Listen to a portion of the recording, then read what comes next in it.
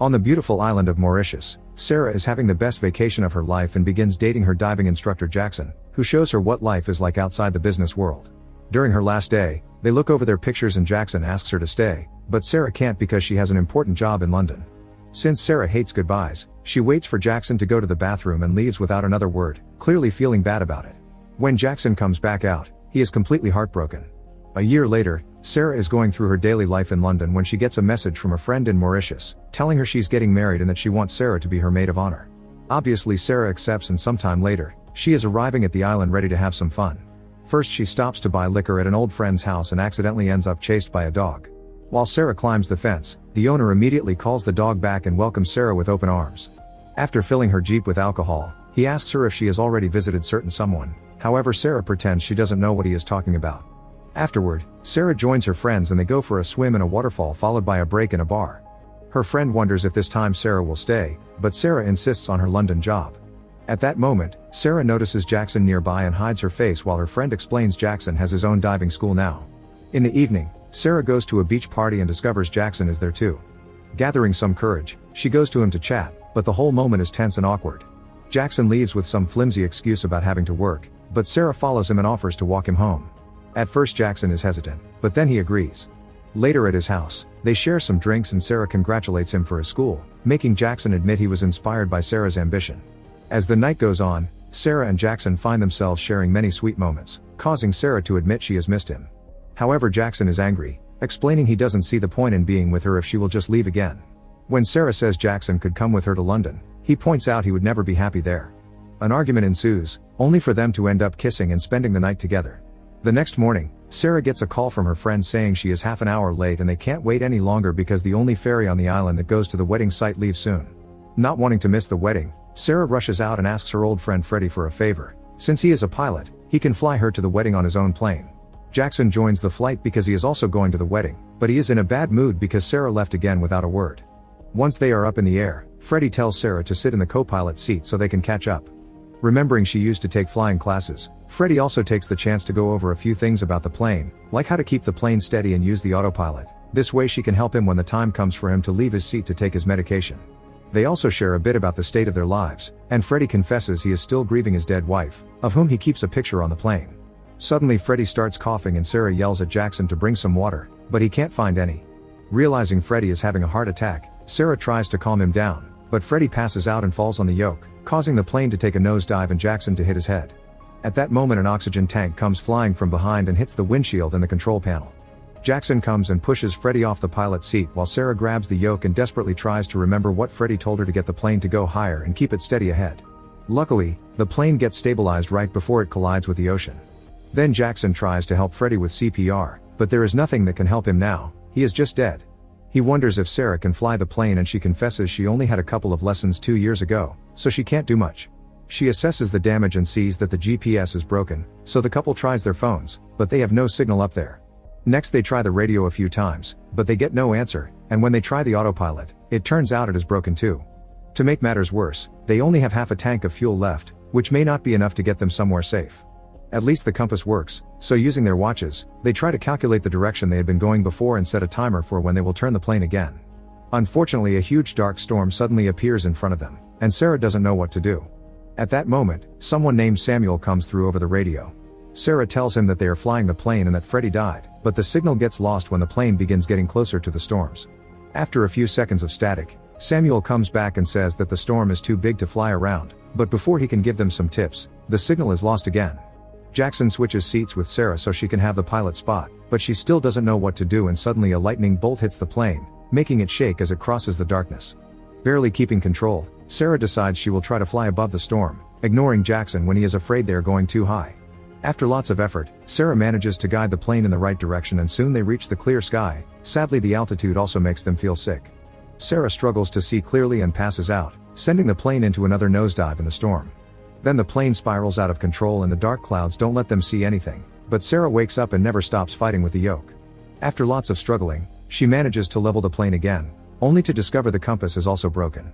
Jackson remembers a school project and makes a compass with a needle and some liquid, which gives Sarah the directions she needs to steer properly in the storm.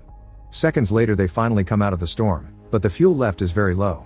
Sarah remembers the reserve tank and immediately switches to it, but the second fuel tank goes up fast for just a second before it quickly starts coming down. Jackson thinks that there might be a leak in the tank, which is located on the wings of the plane, so he decides to take the risk and go out to fix it after tying his body to the plane with some rope. Sarah doesn't like the idea, but she has no choice but to stay inside and pilot while she watches with fear how Jackson climbs to the front of the plane. There he opens the engine and fuel immediately begins spraying into his face, confirming the leak. He tries applying duct tape, and because of the speed and the wind, it takes him a few tries before getting it right. As soon as the hole is patched up, the fuel gauge stabilizes too. Jackson tries to climb back into the plane but he slips and falls, leaving him dangling under the plane's wing. A terrified Sarah wants to help him, but leaving the yoke alone causes the plane to start swerving. To solve this problem, Sarah takes the seat belt and puts it around the yoke, which manages to keep the plane steady. Then she runs to Jackson and tells him to grab her hand, so he stretches his fingers only to get slammed into the side of the plane. Sarah makes an extra effort and manages to catch him, pulling him inside and discovering his arm got badly wounded during the struggle. In order to clean the wound, Sarah grabs one of the bottles of alcohol meant for the wedding, and Jackson takes a sip before they pour it on the wound, which burns rather badly. To distract him from the pain, Sarah tells him how she always thinks of their time together and uses the chance to crack his arm back into place. Then she creates a makeshift splint from a hanger and wraps his arm with it and bandages while telling him how amazing the stunt he just pulled was. Afterward, they discover the fuel gauge is at 5%, so they decide to keep flying until they find land. Sarah thinks it will be a good idea to lighten the plane so that it uses less fuel, so they start throwing random things out, scaring a few people with a sudden object rain. The idea works and helps the fuel gauge stay steady. At that moment Jackson asks a difficult question, and Sarah she knows he means that they should get rid of Freddy's body too. It makes her feel terrible, but Jackson reminds her their survival is more important. Heartbroken, Sarah puts the wife's picture in Freddy's body and pushes him off the plane, taking a moment to grieve his death. Next Sarah wants to get rid of the alcohol, but Jackson points out it can be used as fuel because it contains ethanol. Sarah thinks it is a good idea and decides she will be the one taking the risk this time, especially since Jackson is hurt. She slowly and carefully climbs on top of the plane and holds onto the wing, where she opens the fuel tank's valve. Jackson passes the bottle to her, but the wind is too strong and the bottle flies out of her hands. Jackson quickly tries again and this time it works. One by one Sarah pours 3 bottles into the valve. When Jackson is about to hand her the last one, he accidentally drops it on the plane and has no choice but to ask her to get back inside. Sarah tries to move carefully, but she almost loses her grip and grabs the top of the plane's bar just in time. With a quick jump, she slides into the plane feeling relieved but also having a small panic attack. Then Jackson confesses that while they were doing the alcohol thing, he may have seen an island. Going back is risky because they may consume the remaining fuel on a mistake, but Sarah decides to trust Jackson's word. She turns the plane around and they begin looking for the island Jackson saw as the fuel gauge continues to drop.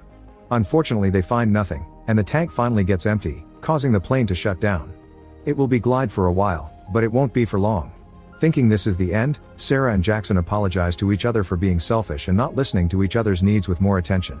Sarah also confesses she hates goodbyes because they make her want to stay. At that moment, Jackson spots the island he saw earlier, but now they need to figure out how to land the plane. Sarah barely knows the basics, so Jackson tries to support her in the process, but the plane still begins falling at a great speed and hits the water rather turbulently. The plane suddenly flips over, leaving the couple unconscious. The plane slowly starts sinking and eventually lands on the edge of an underwater cliff on the ocean floor. As the plane begins to fill with water, Sarah regains consciousness and desperately tries to get Jackson to wake up, to no avail. Soon the whole cockpit is flooded and Sarah struggles with the door for several seconds until she finally gets it open, immediately swimming out to reach the surface.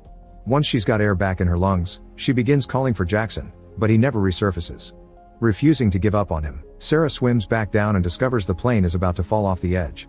Fortunately Jackson's body has floated up and is now caught in the wing, so Sarah quickly grabs a life jacket, puts it over him, and inflates it just before the plane falls. As the plane disappears into the abyss, Sarah swims up and takes Jackson to the island, where she performs CPR until Jackson regains consciousness. Sarah laughs with happiness, then both of them pass out from exhaustion on the sand. A few hours later, they wake up when they feel the water coming too close. Jackson realizes that they're actually on a sandbar and that it will disappear with the tide. Sarah can't believe this and cries over the fact they are never safe. Once the tide comes over, the couple is left floating around in the water, and their limbs are becoming incredibly tired of keeping their bodies up and swimming against the current. Sarah begins crying as she realizes all their efforts were for nothing because they are going to die here anyway, and Jackson takes the chance to tell her he loves her. She returns the words and the two of them kiss, waiting for the worst to happen. At that moment, a rescue boat finally shows up to pick them up. There are a few shadows underwater that make Sarah nervous, but luckily they manage to swim over and get on the boat, finally reaching safety. Not believing they are alive, the couple agrees there won't be any more goodbyes between them. Make sure to subscribe and turn on notifications so you can watch more videos like this. Thanks for watching.